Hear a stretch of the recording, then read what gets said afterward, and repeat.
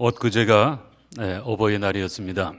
우리 부모님들 자녀들에게 무슨 선물을 받으셨겠죠? 받고서 마음이 어떠셨는지요? 기쁘셨나요? 지금도 기쁘십니까? 어느 조사기관이 50대 이상의 남녀 500명에게 어버이날 뭘 선물로 받고 싶은가를 설문조사를 한 결과를 읽어봤습니다.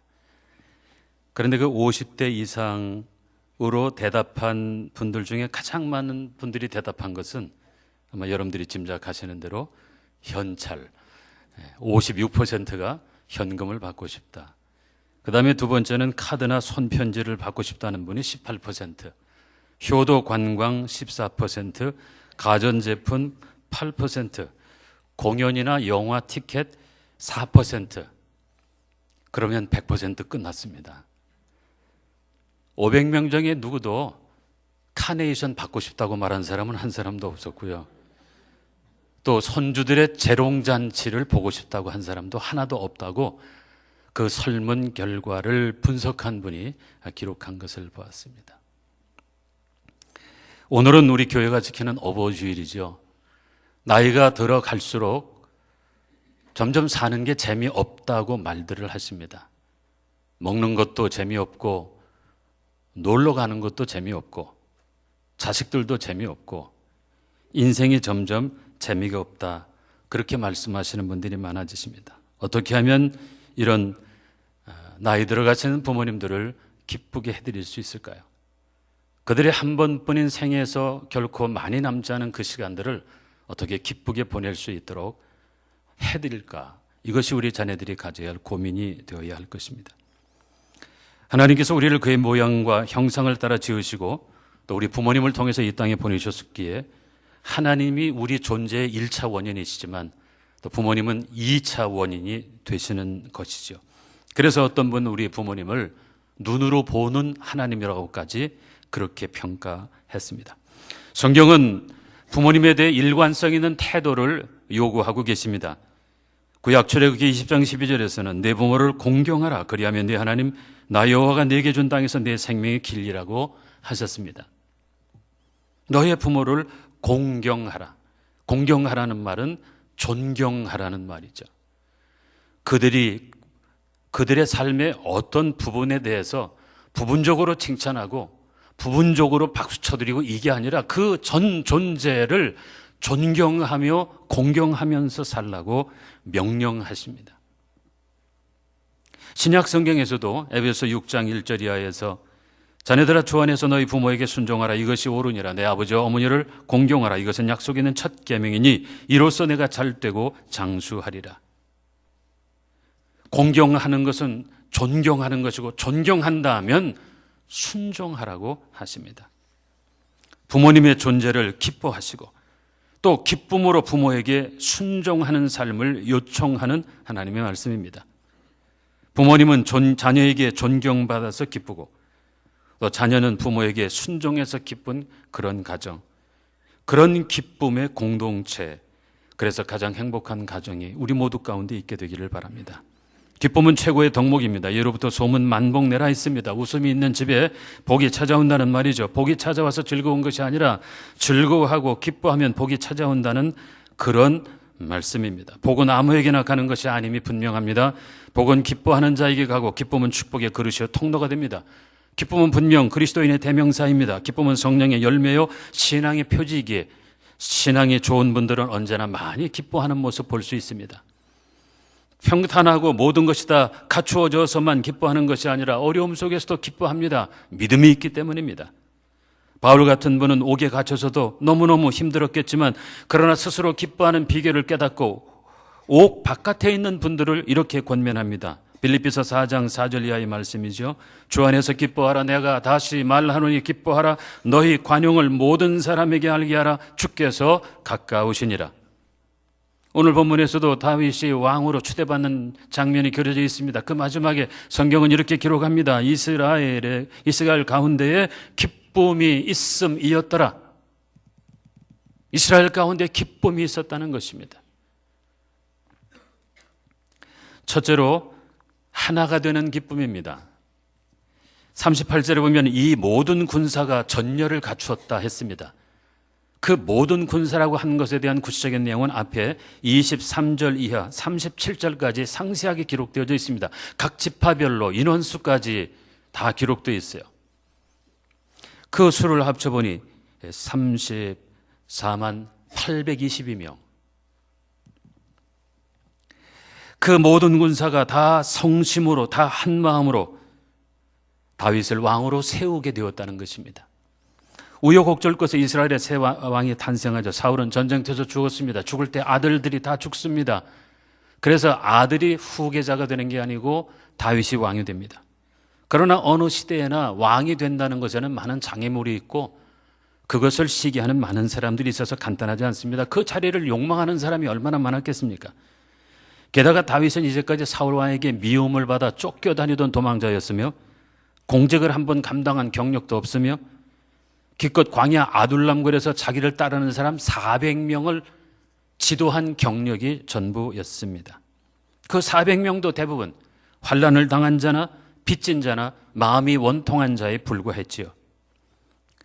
그런데 그 다윗을 왕으로 세우는 일에 그 모든 지파의 모든 군사들이 하나가 되면서 이스라엘 가운데 기쁨이 넘쳤습니다. 너무도 당연한 말이고 우리가 다 경험하고 있는 것이지만 사람들이 마음이 하나 될 때 거기에 기쁨이 옵니다.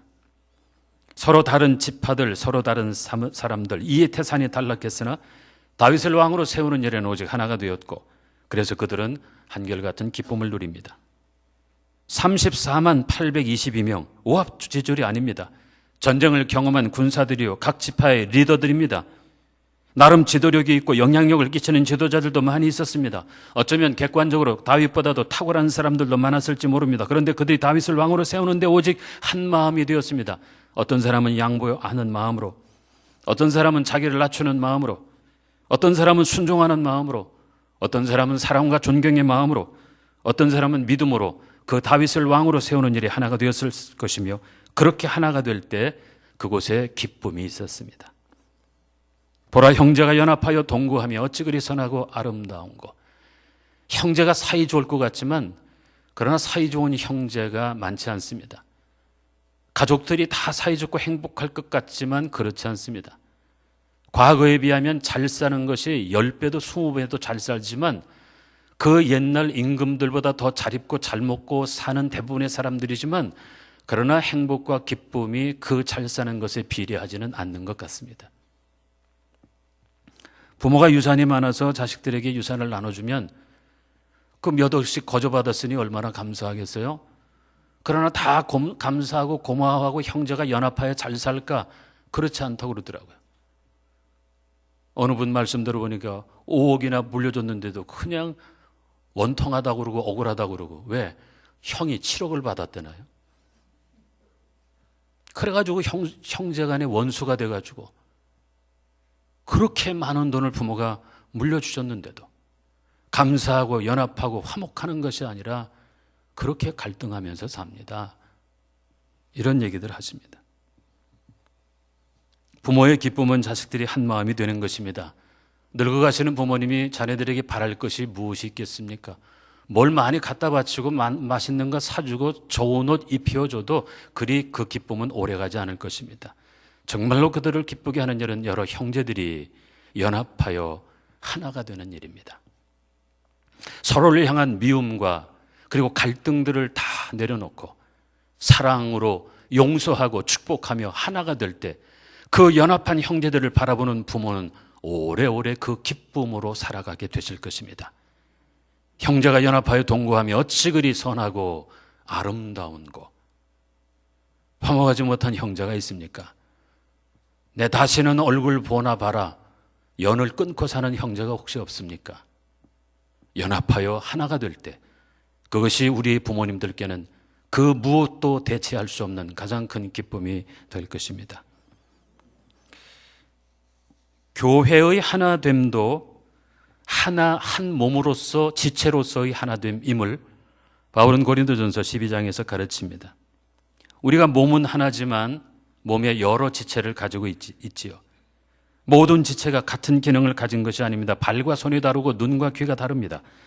만일 우리의 온몸이 다 듣는 곳이라면 보는 건 누가 할 것이며 온몸이 다 냄새 맡는 거라면 듣는 건 또 누가 무엇이 할 것인가? 하나님께서 원하시는 대로 한 몸에 각각 다른 지체를 허락하여 주셨으니 눈이 손도로 너는 쓸데없다 말해서 안 되고, 머리가 발도로 너는 쓸데가 없다 말할 수 없습니다. 약해 보이는 어떤 지체가 오히려 더 요긴할 수 있고, 덜 귀하게 여김받는 것이 더 아름다울 수도 있습니다. 여러 지체가 서로 돌보고 서로 협력하여 하나 될 때 그 몸은 건강하게 지탱이 될 것이며 또 해야 할 사명들을 감당하게 될 것입니다. 여러분은 그리스도의 몸이요 지체의 각 부분입니다. 한 지체가 고통을 받으면 모든 지체가 함께 고통을 받으며, 한 지체가 영광을 얻으면 모든 지체가 함께 즐거워하는 것입니다. 교회의 다양한 직분과 다양한 은사도 마찬가지입니다. 다르지만 그러나 한 몸에 붙어 있는 다른 지체들일 뿐입니다. 오직 그리스도를 유일한 머리 삼고 그의 몸의 지체로서 하나가 될 때 거기에 기쁨이 있습니다. 바울이 개척했고 아볼로가 성장시킨 고린도 교회에 시기와 분쟁이 있었던 적이 있습니다. 교회 안에 파가 나누어졌어요. 바울파, 아볼로파가 나누어져 갈등하고 있었습니다. 바울은 시기하고 분쟁하는 고린도 교회가 육신에 속한 자, 그리스도 안에서 어린 아이라고 따끔하게 지적하며 사랑으로 권면합니다. 이렇게 권면하고 있어요.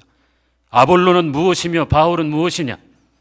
나는 심었고 아볼로는 물을 주었으되 오직 하나님께서 자라나게 하셨으니 심는 이나 물 주는 이는 아무것도 아니로되 오직 자라나게 하시는 이는 하나님뿐이니라.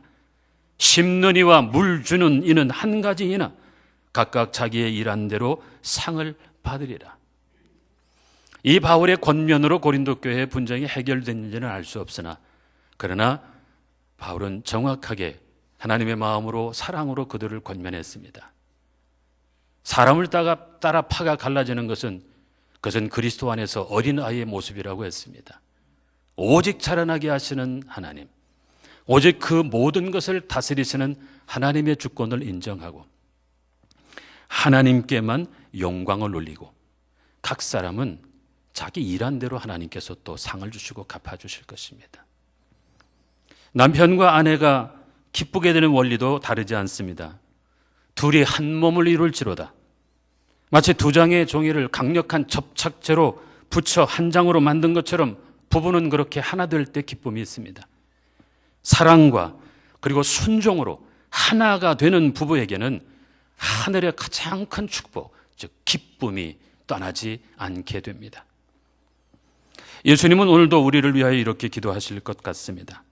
아버지여, 아버지께서 내 안에 내가 아버지 안에 있는 것 같이 그들도 다 하나가 되어 우리 안에 있게 하옵소서. 우리가 하나가 된 것 같이 그들도 하나가 되게 하시옵소서. 그들로 온전함을 이루어 하나가 되게 함은 아버지께서 나를 보내신 것과 또 나를 사랑한 것 같이 그들도 사랑하신 것을 세상으로 알게 하려 함이니이다. 하나가 되어 하나님께서 우리를 사랑하시는 것을 세상이 알게 되도록 하기 위해 예수께서 이 땅에 자기 사람들을 위하여 올리신 기도입니다. 하나가 되게 한다는 것은 결국 화평을 이루는 일과 같기에 화평하게 하는 자들, 하나가 되게 하는 자들은 복이 있나니 하나님의 아들이라 일컬음을 받을 것이라 주께서 약속하십니다. 두 번째로 하나님의 뜻을 이루는 기쁨입니다. 이스라엘에 왜 그렇게 기쁨이 넘쳤는가? 바로 다윗을 왕으로 세우는 그 일은 사람의 생각이 아닌 하나님의 뜻이었기 때문에 하나님의 뜻이 이루어지는 그곳에 기쁨이 임하게 됩니다. 죽은 사울왕의 지파인 베냐민 지파에서도 3,000명의 사람들이 다윗과 함께한 것은 특별합니다. 또 가까이에서도 온 군사들이 있었고 멀리서도 많은 사람들이 다윗을 찾아왔습니다. 성심으로 한 마음으로 다윗을 왕으로 세우려고 했습니다. 이것은 바로 하나님께서 원하시는 일, 하나님의 뜻이었기 때문입니다. 일찍이 역대상 11장 3절에서 이에 이스라엘 모든 장로가 헤브론에 있는 왕에게로 나아가니 헤브론에서 다윗이 그들과 여호와 앞에 언약을 맺음에 그들이 다윗에게 기름을 부어 이스라엘 왕으로 삼아 여호와께서 사무엘을 통하여 전하신 말씀대로 되었더라. 이미 선지자 사무엘을 통해서 하나님께서 선포하신 하나님의 뜻은 다윗이 왕이 되는 것이었죠. 그 하나님의 뜻이 이루어지는 곳에 기쁨이 있었습니다. 역대상 12장 23절에서도 싸움을 준비한 군대 지휘관들이 헤브론에 이르러 다윗에게로 나와서 여호와의 말씀대로 사울의 나라를 그에게 돌리고자 하였으니 그 수요가 이러하였더라고 말합니다. 하나님의 뜻이 이루어지는 곳에 기쁨이 있고 하나님의 뜻을 이루는 곳에 기쁨이 있습니다. 사람마다 다 자기 생각과 뜻이 있습니다. 그리고 대개의 사람들은 다 자기가 똑똑하다고 생각을 하고 또 다른 사람들보다는 자기가 뛰어나다고 생각하는 경향들이 있습니다. 그러나 정말로 그럴까요? 우리가 주위에 있는 한 사람 한 사람을 돌아보면 정말은 똑똑하지 않은 사람이 없습니다. 나보다 못한 사람 아마 거의 없다고 해야 옳을지도 모릅니다. 그런데 사람들은 다 똑똑하지만 그러나 그 똑똑한 사람들이 모여 있는데 기쁨은 별로 없습니다. 똑똑해서 하나가 되기 어렵습니다. 다 자기만 똑똑하다고 생각하기 때문이죠. 똑똑한 사람들의 뜻으로가 아니라 오직 하나님의 뜻 아래 순종할 때 하나가 되고 하나님의 섭리를 따라갈 때 그곳에 진정한 기쁨이 있게 됩니다. 사람들이 모여서 뜻을 세워도 결국은 하나님의 뜻이 이루어집니다. 마음의 경영은 사람에게 있어도 말의 응답은 하나님께 있으며 사람이 마음으로 자기의 길을 계획해도 그 걸음은 하나님께서 인도하십니다. 하나님의 뜻은 이미 하늘에서 이루어졌고 땅에서도 장차 이루어집니다. 역대상 17장에서 선지자 나단을 통해 다윗에게 선포된 말씀, 내가 너를 목장 곧 양떼를 따라다니던 데에서 데려다가 내 백성 이스라엘의 주권자로 삼겠다고 하셨죠. 하나님은 다윗의 중심을 보시고 그를 택하여 왕으로 세우셨습니다. 하나님이 내가 너 왕으로 세울게 하면 좀 부담도 느낄 만한데 그런데 다윗은 그 선지자를 통한 하나님의 축복을 냉큼 받아들입니다. 이에 주께서 종의 왕조의 복을 주사 주 앞에 영원히 두기를 기뻐하시나이다. 여호와여 주께서 복을 주셨사오니 이 복을 영원히 누리리이다. 하나님이 주시겠다고 하니까 다윗은 얼른 받습니다. 사실 그것이 다윗의 강점 중 하나죠. 영적인 욕심이 있습니다. 하나님을 사랑하고 하나님이 주시는 것을 사모하는 다윗, 하나님이 주시겠다 하면 감사함으로 받습니다. 받을 자격이 있어서 받는 게 아니라 지금도 누리고 있는 것이 너무도 과분하지만 이제 또 하나님이 주시겠다고 하시니 감사하며 받는 것입니다. 육신의 부모가 약하고 악해도 자기 자식에게 좋은 것으로 줄 알지요. 하물며 하나님 아버지께서 우리에게 주신다고 하는 것이라면 얼마나 좋은 것이겠습니까? 다윗은 그 하나님을 신뢰하고 사랑했기에 하나님께서 주시는 것을 기꺼이 받겠다고 그는 고백하고 있습니다. 하나님이 주시는 것은 무엇이든지 언제든지 주신다고 할 때 받는 그 사람은 행복합니다. 다윗은 영적인 것을 욕심부려 받습니다. 너무 과분하고 그리고 이제까지 받은 것도 많겠지만 그러나 또 주시겠다니 그것을 받겠다는 것입니다. 하나님의 뜻을 따르는 곳에 기쁨이 있습니다. 하나님의 뜻이 이루어지는 곳에 기쁨이 있습니다. 하나님의 뜻을 따라 사는 사람들에게도 동일한 기쁨이 임합니다. 형들을 용서하고 받아준 요셉의 기쁨을 생각해 보십시오. 요셉의 입장에서 보면은 형들에게 미움을 받고 팔려 노예가 돼 오랜 동안 일방적으로 당하고 손해를 보면서 살았는데 이제 그들을 용서하는데 그 용서하는 삶에 요셉의 기쁨이 임하게 됩니다. 잃어버린 13년을 어떻게 보상받을 것이며 그동안 당한 억울함과 상처는 어떻게 보상받을 것에 대해서 생각하지 않습니다. 다만 자기 앞에 엎드려서 용서를 비는 그 형들을 바라보면서 눈물을 흘리며 용서했다고 했습니다. 어떤 보상도 받지 못하고 아무것도 회복되지 않은 것 같지만 그러나 요셉은 가장 귀한 축복을 받았으니 바로 용서하는 사람만이 누리는 기쁨의 눈물을 흘리면서 그 기쁨의 행복을 맛보았다는 것입니다. 단순한 기쁨이 아니라 감동과 전율, 희열과 감탄에 세상이 주지 못하는 그 기쁨을 그는 맛보게 되었습니다. 요셉의 관용과 용서는 형들을 변화시킵니다. 형들은 곤경에 처했을 때 처음으로 하나님을 부르죠. 지난날 저지른 자기들의 잘못을 깨닫습니다. 요셉이 용서해 주니 감격하며 엎드립니다. 이 모든 것은 요셉이 악을 악으로 갚지 않고 선으로 베푼 열매들입니다. 용서하는 것은 하나님의 뜻입니다. 누가 너에게 70번씩 7번이라도 잘못했다고 말하면 용서를 해 주어라. 그것이 하나님의 뜻입니다. 한 번의 용서도 대단하고 7번을 용서한다면 굉장한 일일 것 같으나 그러나 그것에 70배를 더한 것도 용서해 주라고 말합니다. 왜냐하면 용서한 사람이 그 후에 임하게 되는 하나님의 기쁨을 누릴 수 있기 때문입니다. 용서하는 사람에게는 기도하는 특권도 주어지죠. 주께서 가르쳐 주신 기도에 분명히 선포되기를 우리가 우리에게 잘못한 사람을 용서하여 준 것 같이 우리 죄를 용서하여 주시고 나에게 잘못한 사람을 용서하지 않고서는 우리 주님께 용서를 구할 수도 없고 그 용서를 받아 누릴 수 있는 은총도 없습니다. 누가복음 15장 탕자가 돌아왔습니다. 변화됐죠. 회개하죠. 그가 가장 달라진 것이 뭐냐면 그냥 겉으로 볼 때 겸손해졌다든가 과거에 자기의 행실을 잘못했다고 인정한다든가 하는 것이 아니라 가장 궁극적인 변화는 뭐냐면 이제는 내 뜻대로 하지 않고 아버지의 뜻대로 한다는 것입니다. 아버지의 뜻대로 하는 가장 결정적인 단서가 잔치의 상석에 앉아서 그 잔치를 누리는 모습입니다. 여러분 같으면 그 상석에 앉아 잔치를 받으시겠어요? 내가 나가서 무슨 짓을 하고 왔는데 살아있는 아버지를 죽은 것으로 여기고 유산을 강제로 빼앗듯 받아서 다 탕진하고 돌아왔는데 아니 시쳇말로 벼룩도 낯짝이 있다고 거기가 어디라고 잔치의 상석에 앉아 있을 수 있다는 말입니까? 그런데 그 속에서 우리는 탕자의 변화를 볼 수 있어야 합니다. 그가 그렇게 하는 건 자기가 그렇게 하고 싶어서 아니야. 어쩌면 자기 생각은 쥐구멍이라도 들어가고 싶었을 거예요. 아들이 아니라 종으로만 나를 받아줘도 감사하다는 그런 신라 같은 기대와 희망을 가지고 돌아온 탕자 아니었습니까? 그런데 아버지의 뜻은 자기와 달랐어요. 종의 하나가 아니라 아들로서의 권위와 명예와 그리고 모든 권세를 회복시켜 주시고 잔치의 상석에 앉기를 원하시는 것이 아버지의 뜻이었습니다. 죄송하지만 자격 없지만 정말로 낯뜨겁지만 그래도 그는 이제는 내 기분대로 내 생각대로 하지 않고 아버지의 뜻대로 아버지의 원대로 아버지가 기뻐하시는 대로 합니다. 상석에 앉은 탕자는 바늘방석이었겠죠.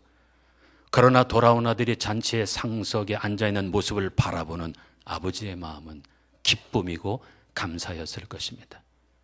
아버지의 마음을 헤아려 아버지의 뜻을 따라가는 삶, 여기에 탕자의 진정한 변화가 있습니다. 아버지의 기쁨에 동참하는 삶을 사는 것입니다. 포로에서 돌아온 그 백성들 속에 이제 느헤미야가 성벽을 재건하고 그 다음에 에스라가 와서 하나님의 율법을 가르치며 그들의 그 영적인 뿌리를 되찾게 하고 회복시키는 역사를 진행합니다. 느헤미야 8장 10절의 말씀입니다. 느헤미야가 또 그들에게 이르기를 너희는 가서 살진 것을 먹고 단 것을 마시되 준비하지 못한 자에게는 나눠주라. 이날은 우리 주의 성일이니 근심하지 말라. 여호와로 인하여 기뻐하는 것이 너희의 힘이니라. 나를 생각하면은 자격 없고 아는 것도 없고 깨닫지도 못하고 그러나 나를 기뻐하시는 하나님을 바라보며 기뻐하는 것. 돌아온 탕자가 생명과 건강으로 잔치의 상석에 앉아있는 것을 기뻐하시는 그 아버지의 기쁨을 바라보고 기뻐하는 것. 그 아버지의 기쁨을 내 기쁨으로 삼는 것. 바로 여기에 성도의 기쁨이 있습니다. 회개하며 애통하는 것도 귀합니다. 그러나 그것으로 끝난다면 절반의 은혜를 누리는 것뿐입니다. 한 걸음 더 나아가서 나를 인하여 기뻐하시는 여호와를 바라보며 그 아버지 하나님의 기쁨을 함께 누리는 삶을 사는 여기에 모든 성도가 서야 할 자리가 있습니다. 끝으로 함께 먹고 마시는 기쁨이 이스라엘 가운데 있었습니다. 사람들이 모이면 사실은 먹는 문제가 가장 중요한 문제, 큰 문제가 되죠. 30여만 명의 수많은 사람들이 모였으니 그 먹을 거 어떻게 감당했을까? 사흘이나 함께 있었다고 했는데 그런데 오늘 본문에 보면 생각지도 않았던 여러 지파에 속한 사람들이 짐승의 곡식과 필요한 것들을 가득가득 싣고 와서 함께 먹고 함께 마시며 즐거워했다고 합니다. 함께 먹고 마시는 기쁨이 큽니다. 물론 먹기 위해서 사는 건 아니지만 우리의 삶에 있어서 먹고 마시는 것이 주는 즐거움을 결코 무시할 수 없죠. 천국 가서는 우리가 뭘 먹고 살까 막 궁금하신 분도 계실 것입니다. 계시록 3장 20절에서 주님은 이렇게 우리에게 약속하십니다. 볼지어다 내가 문 밖에 서서 두드리노니 누구든지 내 음성을 듣고 문을 열면 내가 그에게로 들어가 그와 더불어 먹고 그는 나와 더불어 먹으리라. 여전히 그곳에서도 우리가 할 수 없는 놀라운 메뉴가 준비되어 있고 천국의 잔치상이 준비되어 있어 함께 먹으리라. 주님께서 받으시는 상이라면 그것이 어느 정도일까? 우리의 상상을 초월하는 것이 되겠죠. 그 상에 여러분들을 초청하셔서 나와 함께 먹을 것이다 약속해 주십니다. 이사야 65장 13절의 말씀입니다. 하나님께서 이스라엘 백성들을 회복시키시면서 주신 소망의 말씀 가운데 이런 말씀이 있습니다. 이사야 65장 13절에서 이러므로 주 여호와께서 이와 같이 말씀하시니라. 보라, 나의 종들은 먹을 것이로되 너희는 줄일 것이니라. 보라, 나의 종들은 마실 것이로되 너희는 갈할 것이니라. 보라, 나의 종들은 기뻐할 것이로되 너희는 수치를 당할 것이니라. 나의 종들 책임지셔서 먹고 마시고 기뻐하게 하시겠다는 약속입니다. 유대인과 이방인의 감격적 만남이 사도행전 10장에 그려지죠. 성령의 감동으로 이방인 고넬료의 집을 찾아간 베드로가 설교할 때 고넬료와 그 가족들에게 성령이 임하시게 되고 저들이 방언을 말하며 하나님을 높이게 되자 베드로는 그 가족들에게 물 세례를 베풀게 됩니다. 그들이 처음 들은 복음, 그 복음의 감격으로 인하여 고넬료와 그 가족들은 베드로를 보내주지를 않습니다. 며칠 동안이나 자기 집에 머물게 하면서 베드로를 통해서 말씀을 배웠을 것입니다. 며칠일지 정확히 알 수 없지만 함께 먹고 함께 마신 그 역사는 이방인과 유대인이 함께 식사를 한 놀라운 상징적인 의미를 가지고 있습니다. 누군가를 내 식탁에 초대해서 함께 식사를 한다는 것은 그를 형제로 가족으로 받아들인다는 의미가 있기 때문이죠. 그러므로 거기에는 신뢰와 사랑이 있고 용서와 관용이 있고 기대와 축복이 있습니다. 다윗과 여러 지파에서 온 사람들이 먹고 마셨다는 건 그냥 배만 채우고 끼니를 해결했다는 의미가 아니라 사흘 동안 함께 하면서 신뢰와 사랑을 견고하게 했다는 의미입니다. 신뢰하고 사랑함으로 한 가족이 돼 함께 먹고 함께 마시는 그곳에 기쁨이 있고 기쁨은 축복을 불러옵니다. 자, 끝으로 우리 부모님들을 축복합니다. 그런 야곱의 그 인생의 마지막 부분들을 우리 부모님들이 누리게 되시면 좋겠어요. 야곱은 젊어서는 욕심도 많고 이기심에 이끌려 다른 사람들과의 관계를 깨뜨리면서 스스로 외롭고 힘든 삶을 살죠. 그러나 130세 그가 애굽에 와서 바로왕을 만날 때 그는 분명히 변했습니다. 이기적인 사람이 아닙니다. 만나는 사람들을 축복하는 사람으로 변합니다. 바로를 축복하지 않습니까? 바로가 그 축복을 받지 않습니까? 그 덕분에 바로가 다스리는 이집트는 주변의 모든 민족들이 7년 기근에 시달려서 다 죽어갈 때도 이집트만큼은 먹을 것이 떨어지지 않는 풍요한 나라가 됩니다. 야곱의 축복을 바로가 겸손히 받아들였기 때문이죠. 야곱은 변했습니다. 늙어가면서 변했습니다. 이기적인 사람이 아니고 욕심 부리는 사람이 아니고 남을 축복하고 남을 행복하게 하는 사람으로 변했습니다. 그리고 자기의 자녀손들을 예언하면서 기도하지 않습니까? 하늘의 영감에 사로잡혀 참으로 기품 넘치고 고상한 삶을 사는 저 저녁 하늘을 붉게 물들이며 기울어져가는 그런 오후의 태양처럼 그렇게 아름다운 야곱의 노년을 보게 됩니다. 이런 은총이 우리 부모님들께 있게 되기를 간절히 바랍니다. 야곱은 젊은 날 베델에서 돌베개를 베고 잤던 경험이 있습니다. 그때 그는 꿈을 꾸고 하나님을 만났습니다. 하나님이 과연 여기 계시거늘 내가 알지 못했다 고백하며 그가 베개 베었던 돌베개를 세워서 그곳에 기름을 붓고 이곳이 곧 하나님의 집이라 하나님의 전이라 고백합니다. 사람이 잠잘 때는 다 온몸을 바닥에다 눕힙니다. 우리의 손도 바닥에 닿아야 되고 주무실 때 손 들고 주무시는 분은 없겠죠. 이것도 다 땅바닥에 붙어야 되고 등도 바닥에 붙여야 되고 다 붙이는데 안 붙이는 거 하나 있는데 머리입니다. 머리만큼은 베개로 받치고 자게 되어져 있어요. 그 베개라고 하는 것이 그러므로 우리의 머리를 이 땅에 닿지 않게 떼어놓게 만들어주는 물건인데요. 내 생각이 땅에 있지 않고 그 땅에로부터 분리되어 하늘에 있게 만드는 것 베개입니다. 야곱은 그 돌베개를 일컬어 하나님의 집이라고 명명했지요. 오늘 밤부터 주무실 때마다 한 번만 더 생각해 보십시오. 온몸은 땅에 붙어 있어도 그러나 우리의 머리는 그 베개로 인하여 떠 있습니다. 땅에 붙어 있지 않습니다. 우리의 생각이 땅에 속한 것이 아니라 하늘에 속한 것임을 기억하게 하시는 한 방편이 됩니다. 아무리 좋은 집에 사시고 또 물질의 복을 받아 더 큰 집으로 이사 가셔도 여기가 좋사오니 하시지 말고 거기서도 베개 높이 베고 주무시면서 하늘을 생각하시고 나는 나그네입니다. 나는 오직 주님을 바라며 주님께로 향하는 영원한 순례자입니다. 고백하시기 바랍니다.